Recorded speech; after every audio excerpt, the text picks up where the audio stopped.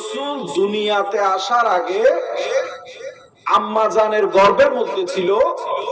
আমার রসুল পাক সাল্লাল্লাহু আলাইহি ওয়াসাল্লাম গর্ভে আসার পর আম্মা জান যখন হেঁটে যেতেন, ওনার শরীরের খুশবুতে সারাটা রাস্তা সুগন্ধি হয়ে যেত। তো রসুলের আব্বা তো আগে ইন্তেকাল করছেন। সবাই এসে রসুলের দাদাকে বলছেন, উনি একজন বিধবা মহিলা, উনি হেঁটে গেলে রাস্তায় সুগন্ধি মেখে হাঁটে, যার কারণে মানুষ বিধবা সুগন্ধি লাগায় হাঁটলে মক্কার মধ্যে এটা কান ঘোষা করতেছে, কানে কানে অনেক কথা আসতেছে, আপনি একটু দরকার হলে আপনার ছেলের বউকে জানাই দিয়ে। হযরত আমিনা রাদিয়াল্লাহু তাআলা আনহাকে আল্লাহ রসুলের দাদা জান ডাকলেন, বললেন যে তুমি যে সুগন্ধি ব্যবহার করে যাও, এটা মানুষ অনেক কান কথা বলে। তখন আম্মা জান বললেন যে আমি সুগন্ধি ব্যবহার করি না, বরং আমার গর্ভের মধ্যে আল্লাহ পাক যে নিয়ামত দিয়েছেন, যে নিয়ামত এসেছেন, ওনাকে নিয়ে আমি হাঁটতে উঠতে বসতে বাথরুমে গেলে যেখানে যাই সব জায়গায় সুগন্ধি ছড়াই পড়ে। তাহলে এটা কি আমার মতো আপনার মতো বলা যাবে? এটা অমুকের মতো বলা যাবে না। রাসূল করিম সাল্লাল্লাহু আলাইহি ওয়াসাল্লামের যখন গর্ভে এসেছেন, আম্মা জান যখন মক্কার মধ্যে পানি তোলার জন্য কূপের মধ্যে যেতেন, কূপের পানি আল্লাহর কুদরতের পক্ষ থেকে নিচে বালতি দিয়ে নিতে হতো না, কূপের পানি এইভাবে উপর উঠে যেতেন, আম্মা জান শুধু এইভাবে পানিগুলো নিতেন। আল্লাহ পাক গর্ভে যখন এসেছেন তখন থেকে আমার রসুলের জন্য নয়, আমার রসুল দুনিয়া সৃষ্টি হওয়ার আগে থেকে বানিয়ে রেখেছেন, তখন থেকে আল্লাহ খেয়াল রাখেন। কেউ কি কোনো কিছু করতে পারবে? তাইলে আমি আপনি যদি নবীর শানে কিছু না বলি কিছু যায় আসে আল্লাহ রসুলের? না, বরং রসুলের নামের মধ্যে আমি আপনি অন্তর্ভুক্ত হতে পারলে, নবী প্রেমিক হতে পারলে, হাসরের ময়দানে আমার রসুল আপনার সাফায়াত দিবেন। আরবের রসুল যখন চাচার সাথে হযরত আবু তালিব ওনার সাথে আরব দেশে যখন ব্যবসার কাজে যাচ্ছেন, রসুল একটু নারাজ হয়েছেন যে আমি যেন চাচার সাথে যেতে পারি। তো তখন চাচা বলতেছে ওখানে অনেক বালি বৃষ্টি হয়, তুফান হয়, বাবা তুমি যাও না। তো একটু মন খারাপ করছে, চাচার মনেও মানে নাই। তখন আমার রসুলকে নিয়ে সেখানে গেলেন ব্যবসার উদ্দেশ্যে। ব্যবসার উদ্দেশ্যে যখন গিয়েছেন, আমার রসুল যখন হযরত আবু তালিবের সাথে যে কাফেলাতে যাচ্ছেন, রসুল যেদিক দিয়ে যাচ্ছে আল্লাহর পক্ষ থেকে কুদরতের মেঘ এসে রসুলকে ছায়া দিয়ে সমস্ত রাস্তা পার করেছে। তাহলে আমার মতো আপনার মতো? আরো শুনবেন আরো কিছু। আমার রসুল যখন ওখানে গেলেন, আমার রসুলের মালামাল যা চাচার আছে সবগুলো মুহূর্তের মধ্যে বিক্রি শেষ হয়ে যায়। আমার রসুল বলছেন যে আমার বানাইতে আমার এত টাকা খরচ হয়েছে, আমি এত টাকা বিক্রি করতেছি, ভালো লাগলে নেন, নাইলে নিয়ে না। অনেক ব্যবসায়ীরা অনেক কথা বলে না, কিন্তু আমার রসুল ওইটারও ধার ধারে নেই। তো এই জন্য ব্যবসা করছো, কারো গলায় ছুরি দিয়ে ব্যবসা করবেন না।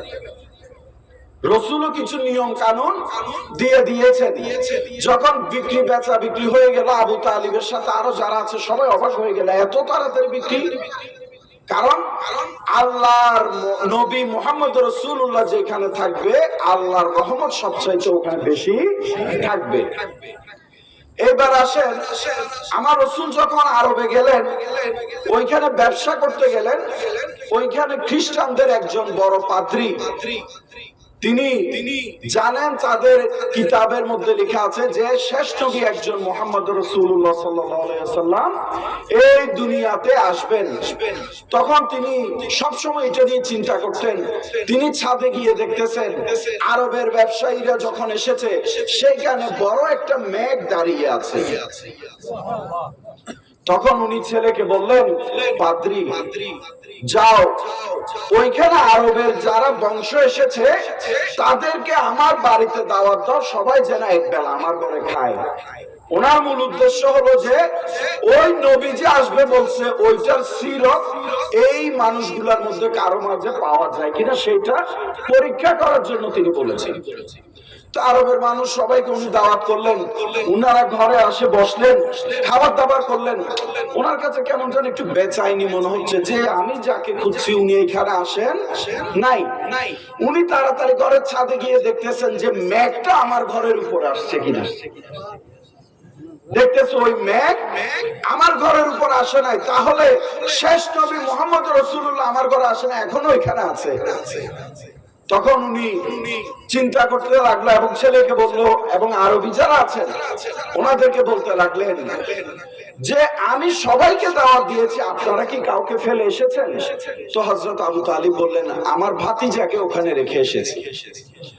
তখন উনি বললেন না, ওনাকে সহ নিয়ে আসবেন। পরে ওনাদের খাবার দাবার করে বিদায় করে বলছে আপনি আপনার ভাতিজাকে আমার ঘরের মধ্যে একটু মেহেরবানি করে নিয়ে আসেন, উনি যেন আমার দাওয়াতটা কবুল করে। পরে আমার রাসূল সরকার দু আলম সাল্লাল্লাহু আলাইহি ওয়াসাল্লামকে আনলেন এবং উনি বের হয়ে দেখলেন মেঘ কি এখনো বাহিরে না ওনার ঘরের ছাদে। তখন দেখতে পারলেন যে মেঘ ওনার ঘরের ছাদে, যে আল্লাহর হাবিব সাল্লাল্লাহু আলাইহি ওয়াসাল্লাম ওই খ্রিস্টান পাদ্রীর ঘরের মধ্যে এসেছে। যখন এসেছেন আমার রাসূলকে, তিনি তখনকার পাদ্রী মানে এটা আরবের মধ্যে উনি অনেক বড় কিছু খ্রিস্টানদের জন্য। উনি নিজে সিংহাসন থেকে নেমে এসে আল্লাহ রাসূলকে রিসিভ করলেন যে ইয়া মুহাম্মদ আপনি আসুন। একজন এত বড় ধর্মের ক্ষমতাধর হয়ে উনি নিজের গদি আসন ছেড়ে আল্লাহ রাসূলের মহব্বতে ওনাকে রিসিভ করতেছেন, তাহলে তখনকার ভিন্ন ধর্মের মানুষও আমার রাসূলকে ভালো বাসতেন। এখনকার এমন কিছু মোল্লা মুন্সি হয়েছে যারা আমার রাসূলকে ভালোবাসতে পারে না। তাহলে ওই ঈমান কোন কাজে আসবে? আপনার কাজে আসবে? আমার রাসূল তো ওই রাসূল প্রত্যেকটা কিছুতে, সমস্ত কিছুতে যখনই আল্লাহ জিজ্ঞেস করেছেন আমার রাসূল বলতেছেন শুধু আমার উম্মত গুনাহগার, আমার উম্মত গুনাহগার। এত হাজার বছর আগে আমার রাসূল এসেছেন, কিন্তু এখনো পর্যন্ত আমরা যারা এখানে আছি আমাদের জন্য চিন্তা করে করে আল্লাহকে বারবার বলেছে আমাদেরকে যেন মাফ করেন আল্লাহ। তাইলে আপনারা আমার কথা চিন্তা করছে কিনা? আমার রাসূল একদিন সেজদায় পড়ে আছেন, হাদিস শরীফে আসছে যে আল্লাহ রাসূল সেজদায় পড়ে কান্না করছেন। আল্লাহ জিবরাইল আমিনকে পাঠালেন, বলছে গিয়ে দেখো আমার হাবিব কেন মাথা নোয়ায়ে কান্না করছে। জিবরাইল যখন এসে জিজ্ঞেস করলো ইয়া রাসূলুল্লাহ আপনি কান্না করছেন কেন? আল্লাহ পাক জানতে চেয়েছেন। তখন আমার রাসূল বললেন আমার উম্মত গুনাহগার, আমার উম্মত গুনাহগার, এই জন্য আমি কান্না করছি। তো আল্লাহ হুকুম পাঠালেন যে আমার হাবিবকে বলো ৭০,০০০, কয় হাজার? ৭০,০০০ উম্মত আমি বিনা হিসাবে জান্নাতে পাঠাই দেব। জিবরাইল আমিন এসে কাকে বললেন? আমার রাসূলকে। আমার রাসূল বলছে ৭০,০০০ উম্মত জান্নাতে গেলে কিচ্ছু হবে না, আমার উম্মত হবে কোটি কোটি কোটি। কাদের চিন্তা করছে? তাইলে সবার চিন্তা করেছে। আপনারা একটু জবাব দিয়ে দেন। আমাদের এখনো যারা আছি, ভবিষ্যতে আপনাদের ছেলে মেয়ে, নাতি পতি পত্নী যারা আসবেন তাদেরও চিন্তা করেছেন আমার দয়াল নবী। তখন এসে যখন বললো যে আল্লাহ আপনার হাবিব বলছে ৭০,০০০ কিছু হবে না, তখন আল্লাহ আবার বললেন ৭০,০০০ সাথে ৭০,০০০ গুণ করো, গুণ করলে যত হয় অতগুলো উম্মত আমি বিনা হিসাবে পার করে দিব। আমার রাসূল বলতেছে তাতেও কিছু হবে না। তাহলে চিন্তা কাদের জন্য? আমাদের জন্য। তখন আল্লাহ পাক কুদরতের মধ্যে আল্লাহ জালালি হালতে এসে আল্লাহ বলছেন আমার নবীকে মাথা উঠাইতে বলো, আমার নবীকে চিন্তা করতে মানা করো উম্মতের জন্য। যতক্ষণ আমার নবী বলবে উম্মত প্রবেশ করাইতে জান্নাতে, আমি রব্বুল আলামিন ততক্ষণ জান্নাতে ওনাদেরকে প্রবেশ করাবো।